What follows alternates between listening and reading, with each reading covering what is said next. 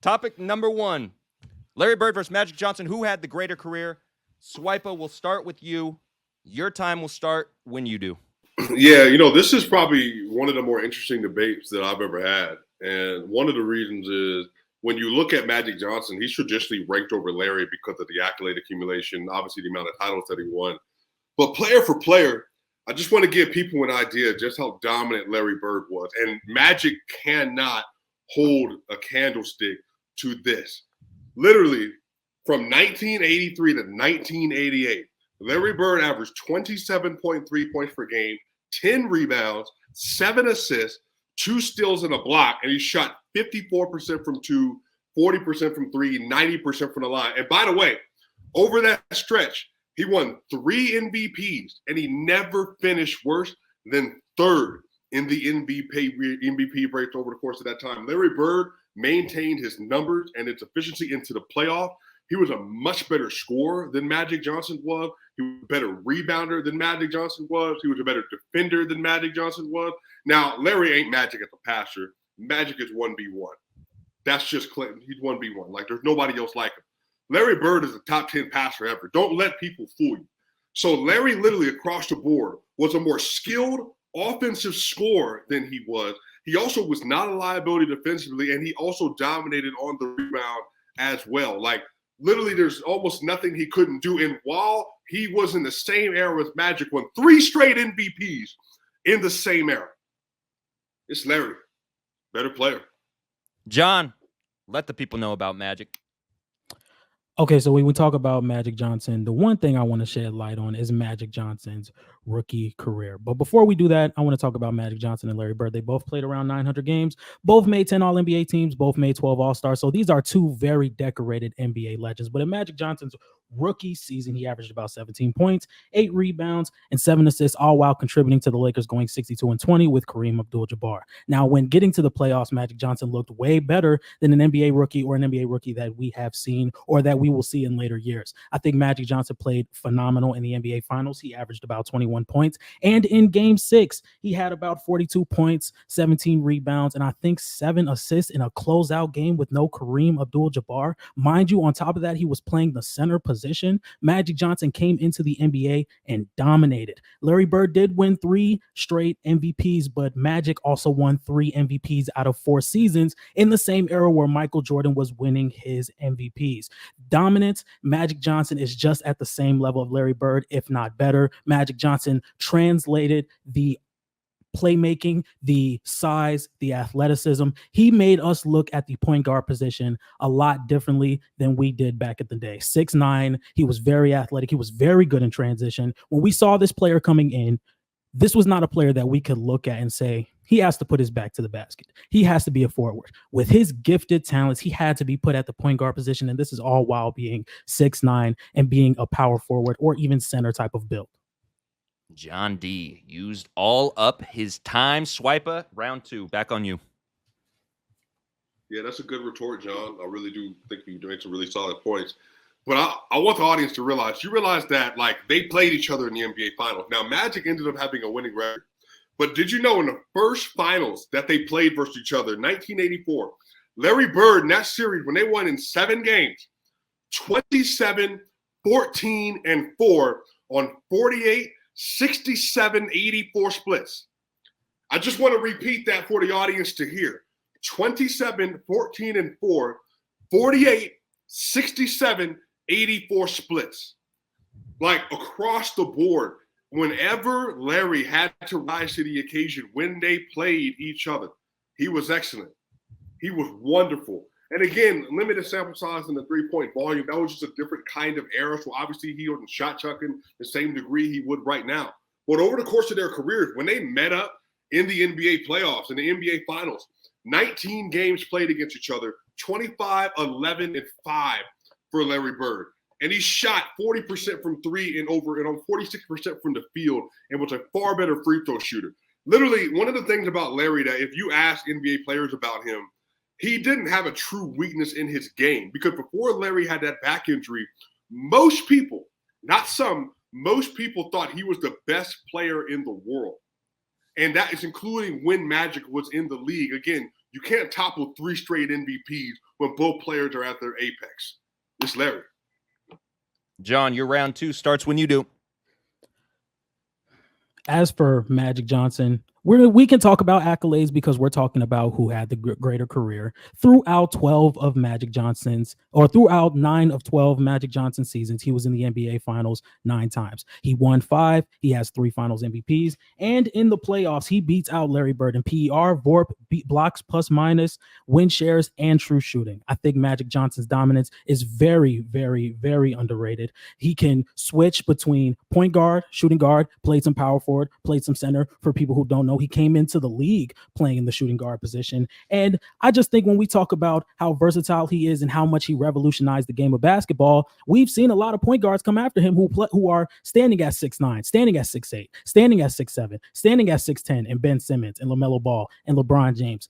I don't think this happens without LeBron James without Magic Johnson. Now, LeBron and Ben Simmons, these guys are not point guards, but these guys set the table on offense for their teams. I do not think that happens without Magic Johnson. Magic Johnson is a 3-time NBA Finals MVP. He did that next to Kareem Abdul-Jabbar, meaning more oftentimes than not, he was a Finals MVP every time he went to the Finals. So 75% of his career, he was in the Finals, and about 60% of the time he won the Finals, he was a Finals MVP. I think Magic Johnson has been more dominant than Larry Bird. Leaving time on the clock, it wouldn't be a true NBA debate without bringing up LeBron James. Swipa, round 3 on you. Man, did I just hear a true shooting quote in a Larry Bird versus Magic Johnson conversation when everybody know they had different shot profiles? Was Magic shooting mid-range shots? Was he an elite 3-point shooter? Was he taking jumpers? I'm trying to understand. Why are we bringing up true shooting? That's how I know you lost right there, John. You were doing a great job. You brought up shooting. It's not even a conversation. Larry Bird, put the numbers away. You know and I know, look at me. If you need to get a bucket right now, you're going to Larry 10 times out of 10. Not even a question. And one of the great things about Larry was transcendent to the game because everybody knew that the conversation around Larry was he was the most unstoppable offensive player because of his scoring for other NBA players. Even remember the whole Charles Barkley quote, like, it's disrespectful that you got a white boy guarding me. Larry was a legend, like across the board. And in the NBA Finals at the highest level, he had 2 Finals MVPs, 3 MVPs. And as you read all that stuff, like literally one of the best shooters of all time. Even to this day, we're comparing the greats like Luka, like Jokic to him because he was the trendsetter. He was the president. This is the kind of player that we were building around. You had no shortcomings in his game other than the fact he wasn't an elite dominant defender, but neither was Magic Johnson, and they were giving you bucket consistently. It's wrap. John, round 3. Take us home.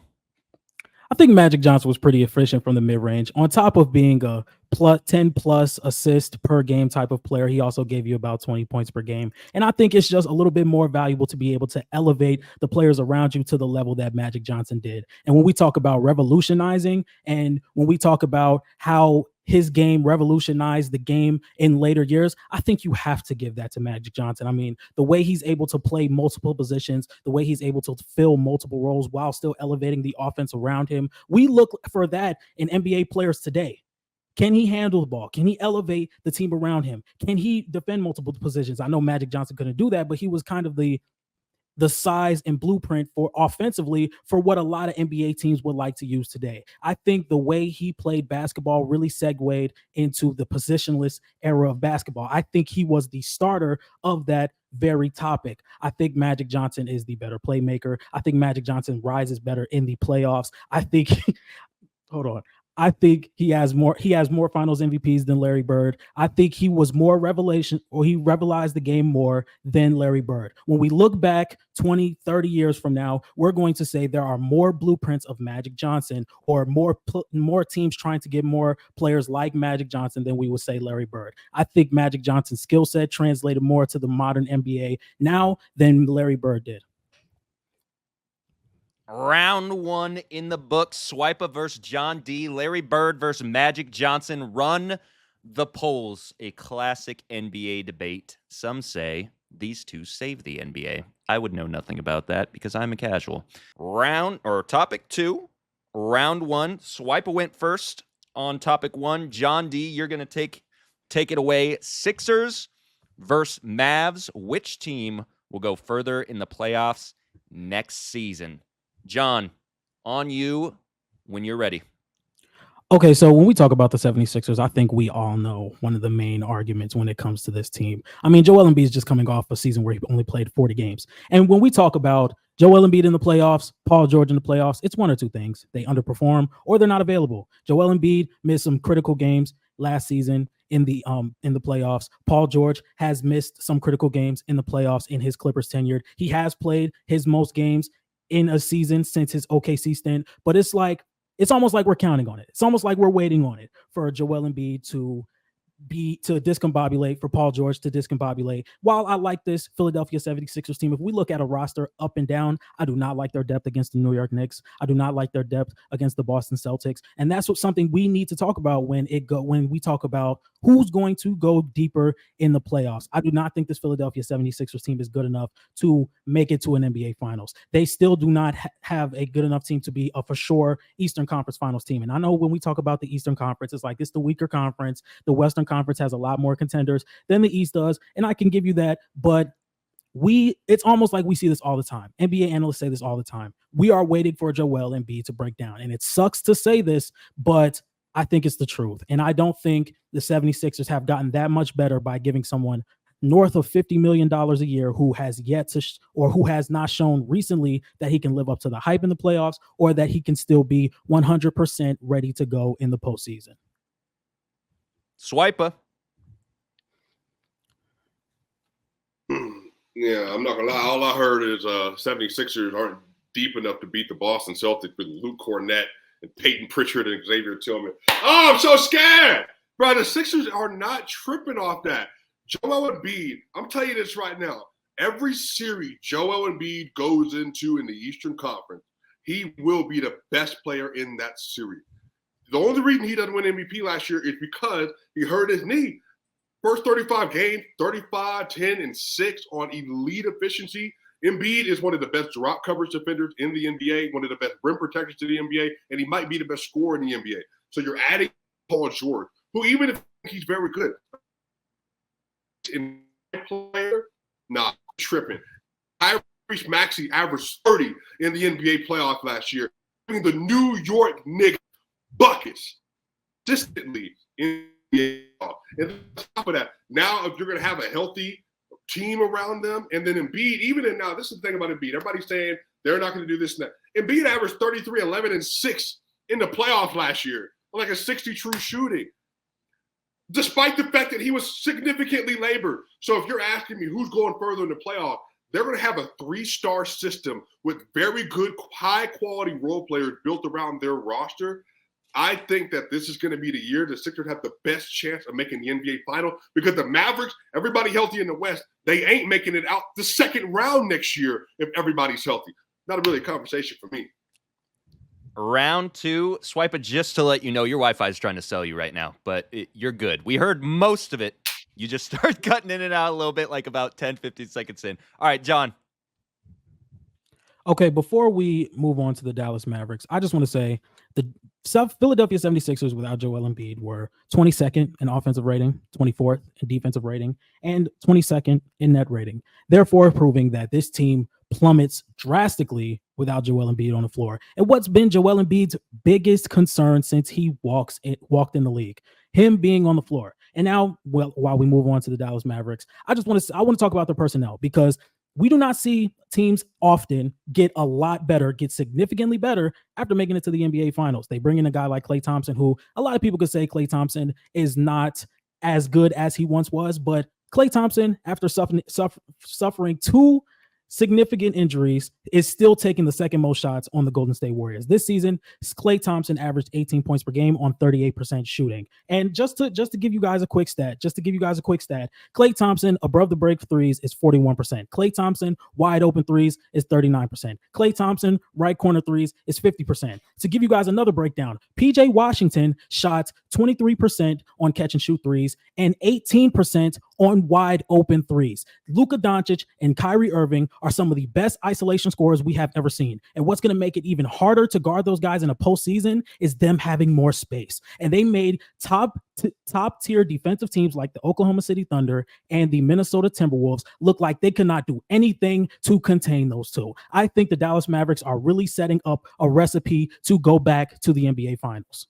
John D. cooking for my Dallas Mavericks. Swipa, round 2 on you. I heard, so his thing was that PG is a playoff dropper, and then you bring a Klay Thompson. Klay Klay's going to be starting at the small forward for the Dallas Mavericks, and he can't play defense? Who's he going to guard?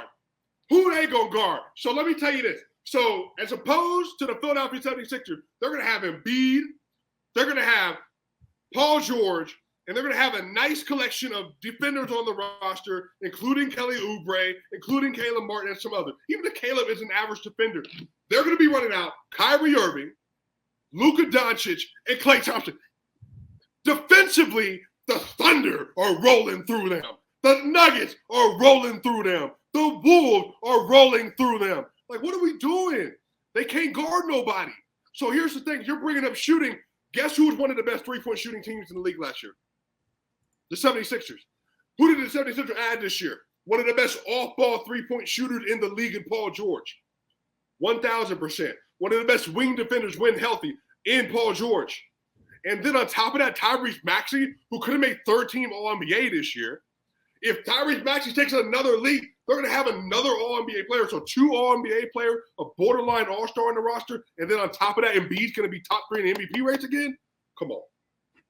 Not gonna lie, that was a little bit of an L host moment over here. I forgot to start the timer. My bad. John? Hey, Swiper, man, you got to stop making me laugh while I'm doing my debate, bro. It's throwing me off. It's throwing me off, man. It's throwing me off.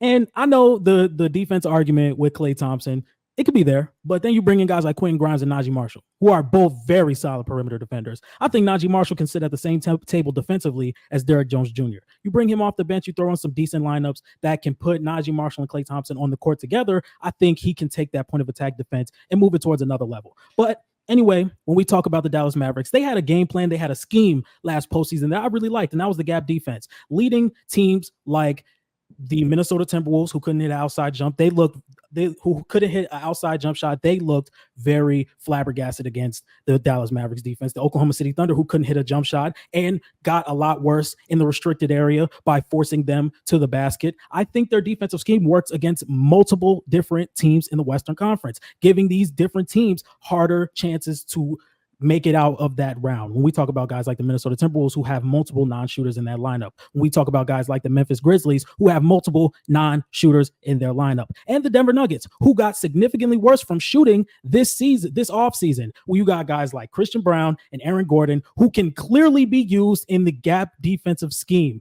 I think the Dallas Mavericks, who lead teams to shooting a lot worse in the restricted area, can give them a lot of playoff wins. And when we talk about a guy like Luka Doncic, who is a generational playoff performer, I think the Dallas Mavericks can get farther than the 76ers. I'm muted. Go ahead, Swiper. This is the last point in points.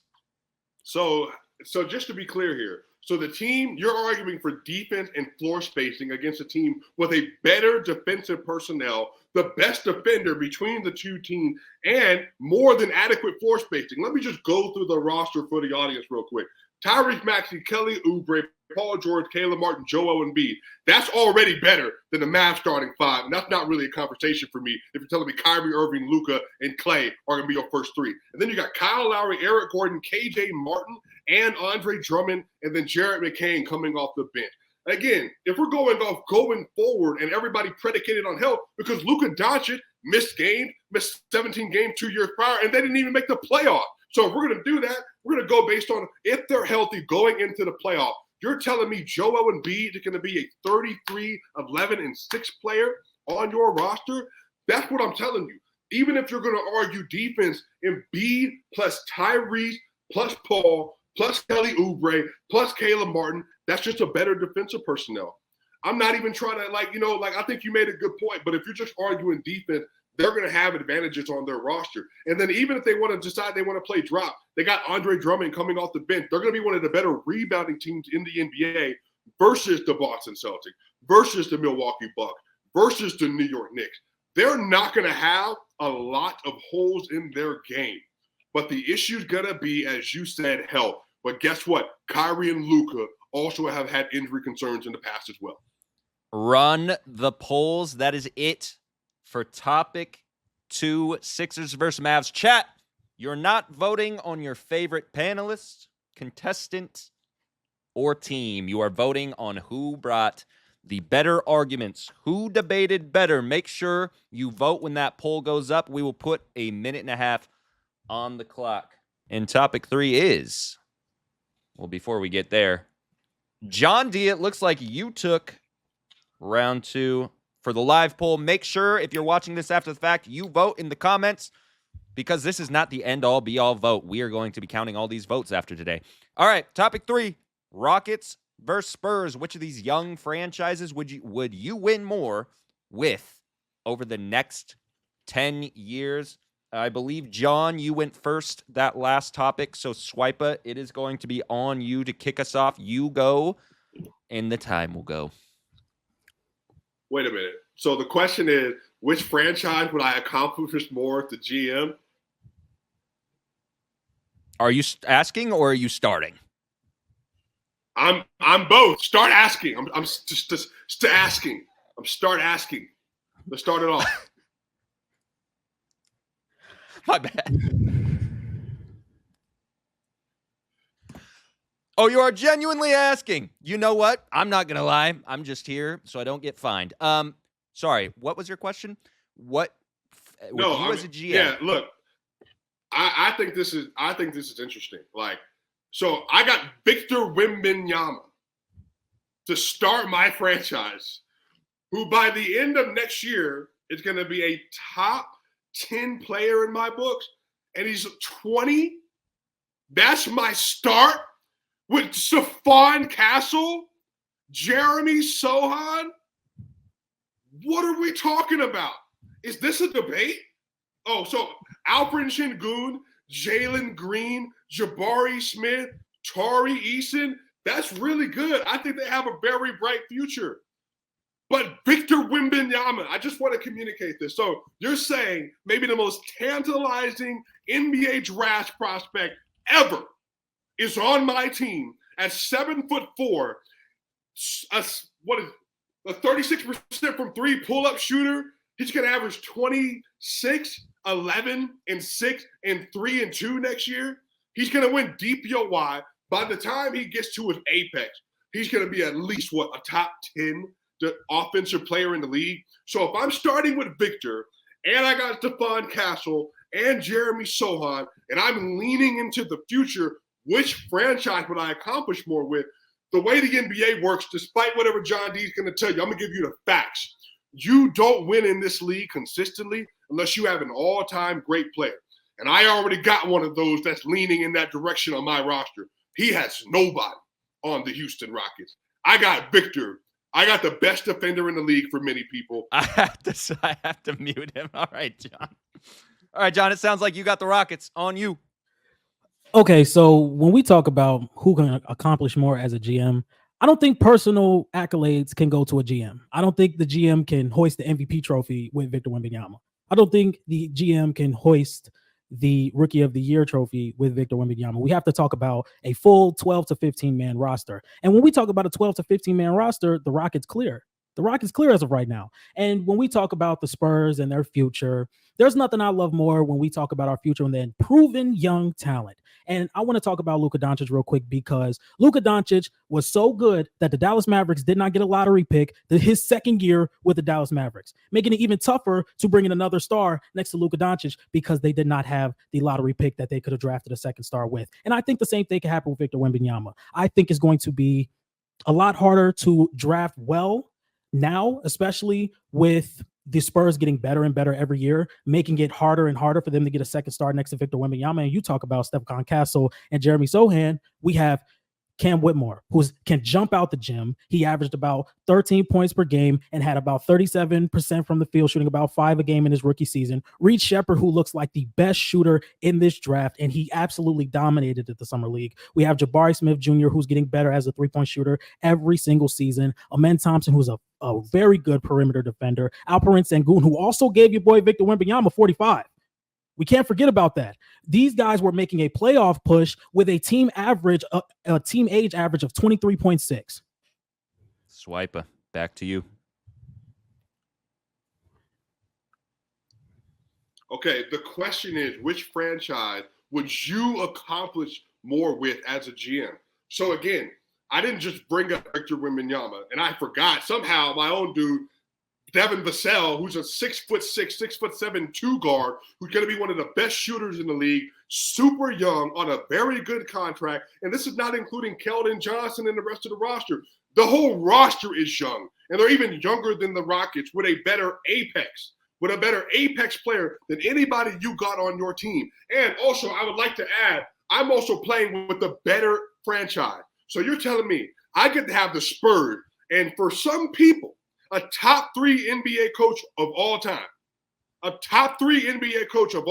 Greg Popovich, one of the most functional and healthy brand organizations in sports, period, who already did this with Tim Duncan, who already did this with David Robinson, who did this with Manu, who did this with Tony, and then they started to do it with Kawhi Leonard. They've shown if they have an apex player who's in conversation for best in the world, they win championships consistently. So this is not much of a conversation for me because the Rockets just got a new head coach. We have no idea what they're going to look like going into the future. They're building a really good team. They're building a nice collection of solid players. But you don't know if Sengun, if Amen Thompson, if any of them are ever going to be an upper echelon level player. And you already know that Victor Wembanyama is going to be the best in the world, plus playing for a credible organization. Go ahead, John. When we talk about the Houston Rockets, I want to talk about their assets. I think they have an extremely exceptional collection of assets that they can move for superstars around the league. I mean, within the next 3 to 5 years, I think the Houston Rockets are going to be in every single big trade talk that goes on in the NBA because they have the 2027 Nets pick. Do we think the Nets in 2027 are going to be a legit playoff team? I don't think so. They just started their rebuild this offseason. When we talk about them having the 2027 Suns pick, who also said, their GM also said that they will be looking to get out of the second apron in 2026. So whether that may be a rebuild, whether that may be trading Kevin Durant and Paul and Bradley Beal, we don't know. But I also like to look at the young talent that they could move that has been proven to make differences on teams. Amen Thompson with his perimeter defense and his ball handling, that can be a difference maker. Reed Shepherd with his shooting, that could be a difference maker. Jalen Green just being liable to go off any night with his athleticism, with his shooting. His inefficiencies have been there his first few seasons, but I think he can figure it out. Alperen Sengun, who looks like one of the better centers in the league going into the future. They have tons of assets to go get any superstar that they want. I don't see my time. My bad. You got 30 seconds. Okay. So when we talk about the Houston Rockets, where they could go get a guy like Devin Booker if the Suns want to give that up, they have their picks. So if you want Devin Booker and you want your picks, come on, Devin Booker. Now we really look like a championship team. I think the Houston Rockets are more like the Oklahoma City Thunder than a lot of people give them their credit because they stacked up draft picks, they stacked up young players, and now when a superstar becomes available, the Houston Rockets are going to be in every single conversation because of the assets that they have been able to build up. So if I can accomplish a lot, I think I can accomplish more with the Houston Rockets. I'm coming for that title, Ron. All right, I promise I'm going to start the timer this time. Swipa, it's on you for round 3. Yeah, I think that's interesting. You're bringing a trade assets. The Spurs have their picks. They just got the Minnesota pick. They have very movable contracts in Keldon Johnson. They got CP3 added to the roster, and they have Harrison Barnes. Outside of that, they don't have any contract that's weighing them down and preventing them to go after anybody they want in the future. You're bringing up Devin Booker. Devin Booker was also linked to the Spurs because they have the assets and the trade asset and the contract to move if they needed to acquire a player like Brandon Ingram, which is being notable, we talked about right now. Talked about Devin Booker. There are other players that can go after. But again, if you're talking about what would I accomplish more with, again, I know that like the semantics of, who's on what and where and all that stuff, I get it. But Victor Wembanyama with Stephon Castle and the rest of the young core, they have more than enough for the next several years that when they're on the court, they're going to be a dominant team in the future. They're young. But again, they're not that far behind the Houston Rockets as of right now, and they're just getting their roster together today. So I think across the board, if you're saying from a talent standpoint, the Spurs have that. You're talking about from a coaching standpoint, Popovich clears Ime Udoka. He's a better coach. It just is what it is. He's an all-time great coach. And then the front office, from the ownership down, is in lockstep with each other. They know their vision is they're building towards Wemby's future. They are going to have the best player in the world. They're doing very smart asset management by not taking on any crazy acquisitions right now because they know in the next several years their window is wide open more than anybody else. John, close us out. Round 3. I don't feel like I really deep dived into this young core. Jabari Smith Jr., who looks like he has the potential to be an all-NBA type of defender. Alperen Sengun, who can give you the number one option, rebounds, points, assists, that a really deep playoff team could actually give you. And like I said, the assets. Ime Udoka has set a culture for the Houston Rockets that has really helped this Rockets team. You have guys like Jalen Green, Amen Thompson, Reed Shepard, Fred VanVleet, and Dylan Brooks actually bringing down that culture from the coach to the players, and they were able to make a play-in push later in the season without their best player. This is a team that's going to be very competitive year in and year out. And I think they're going to be in conversations to win a championship, because when you have a deep team like the Houston Rockets have, that is a formula to go win a championship. The formula to go win a championship is to have multiple rosters that you could throw out and have a positive net rating. Multiple players that you could throw out on the floor who can be switchable, who can be as versatile as any other team in the league. Having the scoring in Jalen Green, who I think his potential is very high in the scoring aspect. Alperen Sengun, who is just a switchblade on offense. And Reed Shepard looking like he can be one of the better shooters in the league at his apex. I think there are so many roles and so many spots that are filled with this Houston Rockets team that you cannot talk about this team and say that they are not a championship team in their future. Ime Udoka is a great coach, in my opinion. He has set this culture for the Houston Rockets and helping them out to push towards a playoff push. And I think the Houston Rockets are going to be a future NBA champion. Topic 3 has come to an end. Can we run the poll before you guys head out? Any words? Appreciate the opportunity. This was probably my most fun debate I've had since the regular season started. So it definitely was hard trying not to laugh with him crashing out while I was speaking. It was pretty funny. It was pretty funny. Swipa? Yeah, man. Don't do live debates on vacation. That's what I've learned. Don't do live debates on vacation. All right, y'all. You guys enjoy. Swipa, enjoy vacation, bro. John D., good work today. You guys have a good rest of your Sunday. It's the player choice way. Yeah, them boys don't get it started. The player choice way. You're the player choice way. Come and switch lanes into the player choice way.